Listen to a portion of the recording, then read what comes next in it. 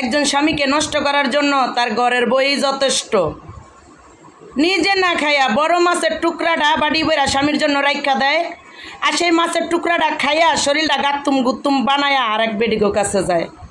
কার দোষ? ঘরের বইয়ের দোষ না? বেটার লেগা না রাইখা তুমি নিজে খাইয়া ফেলাইতে পারতা না? তোমার তো শরীরে কাজে দিত, শরীরটা চেহারাটা গিলেস মারতো, তাইলে তোর জামাই আরেক দিকে চাইতো না, তোমার দিকে অন্তত হইলে চাইতো। দোষটা তো তোমারই।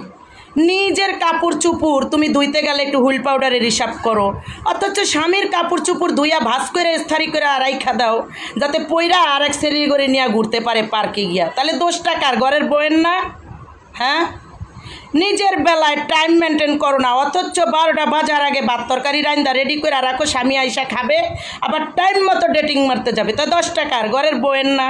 হ্যাঁ, তুমি জামার চিন্তা না কইরা তুমি যদি নিজে রান্না বাড়া কইরা তাড়াতাড়ি করে খাইয়া গোসলটা ঠিক মতো করতা, তাহলে তো আর তোমার জামাই আর এক দিকে যাইতো না, যাইতো তোমার দিকেই চাইতো। তাহলে 10 টাকার সম্পূর্ণ ঘরের বউয়ের না? হ্যাঁ।